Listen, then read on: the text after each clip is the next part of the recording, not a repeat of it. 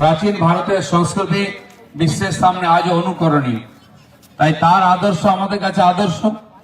তিনি ভারতের যুবকদেরকে ডেকে বলেছিলেন, আসো, জাগো, ওঠো, দেশকে পরিবর্তন করো, নিজের পরিবর্তন করো। সেই ডাক আজকে আমাদের প্রধানমন্ত্রীও দিয়ে নতুন ভারত গড়ার যে কারিগর হিসাবে ভারতকে জাগানোর চেষ্টা করছেন, সেটা বিবেকানন্দের কাজ। বিবেকানন্দ সারা ভারতবর্ষে পরিব্রজন করেছিলেন, পায়ে হেঁটে পরিব্রজন করেছিলেন এবং তারপরে সেই ভারতকে বোঝার পরে বিশ্বের দরবারে তুলে ধরেছিলেন। আজকেও ভারতবর্ষ বিশ্বকে নেতৃত্ব করতে পারে এবং ধীরে ধীরে দেশ সেই দিকে এগোচ্ছে।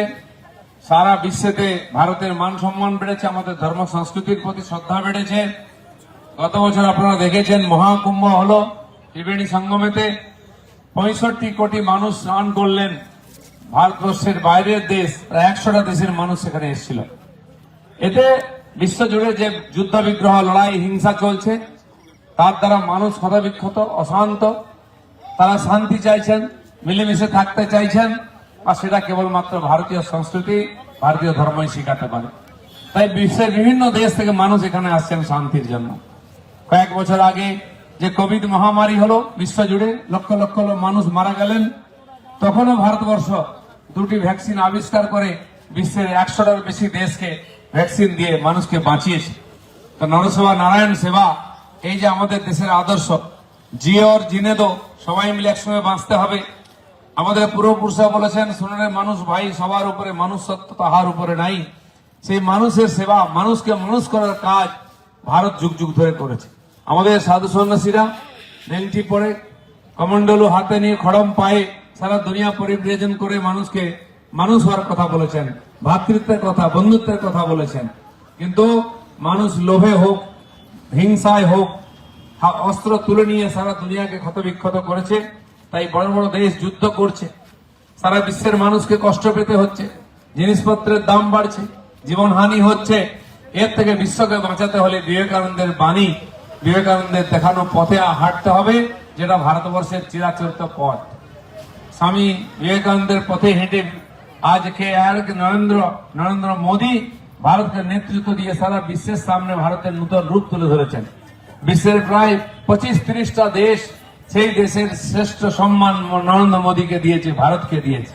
বিশ্বের যেখানে ভূমিকম্প, সুনামি, বন্যা হচ্ছে, ভারতের ডাক্তার, ওষুধ, আমাদের উদ্ধারকারী দল পৌঁছে যাচ্ছে, প্রধানমন্ত্রী যাচ্ছেন। তাই আজকে ভারত আবার বিশ্বগুরু হওয়ার রাস্তায় এগিয়ে চলেছে। বিবেকানন্দ আমাদের পথ দেখিয়েছেন।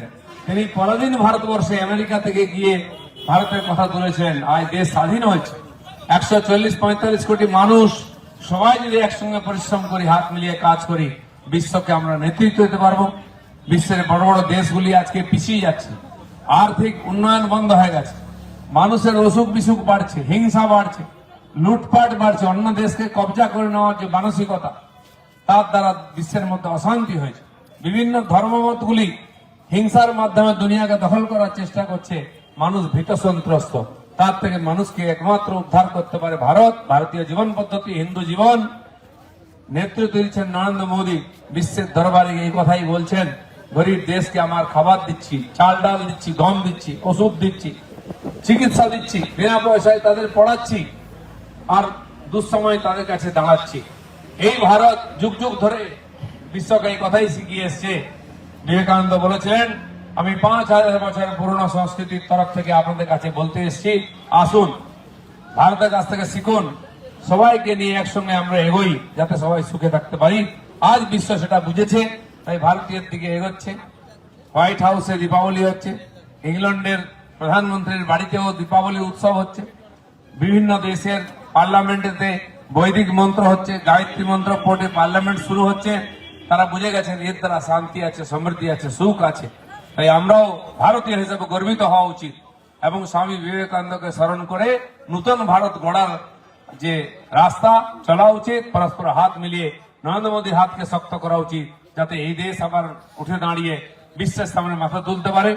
পশ্চিমবঙ্গে আমরা আছি, স্বামী বিবেকানন্দ, রামকৃষ্ণ, রামমোহন, বিদ্যাসাগর, শ্যামাপ্রসাদ, রবীন্দ্রনাথ, নেতাজি সুভাষ বোসের মতো মহাপুরুষ, চৈতন্য মহাপুরুষের মতো, আর এই জন্মস্থান এটা, কিন্তু দুর্ভাগ্য আজকে সবচেয়ে বেশি ভ্রষ্টাচার এখানে, দরিদ্র সবচেয়ে পিছিয়ে চলেছে বাংলা, সবচেয়ে বেশি দুর্নীতি হিংসা এখানে। বাংলার ছেলেরা পালিয়ে যাচ্ছে অন্য রাজ্যে, সব যুবকরা চলে গেলে বাংলাকে গড়ে তুলবে কে? তাই পশ্চিমবাংলায় পরিবর্তন দরকার আছে, বিবেকানন্দের পথে পরিবর্তন দরকার আছে, মানুষকে জাগিয়ে তুলে নতুন বাংলা গড়ার জন্য, যাতে নতুন ভারতে মিলিত আমরা এগোতে পারি। সবাইকে এক হতে হবে, এই বলে সবাইকে ধন্যবাদ। ভারত মাতা কি। আমাদের ভিডিও ভালো লাগলে লাইক এবং শেয়ার করুন। কমেন্ট সেকশনে গিয়ে জানান আপনাদের মতামত।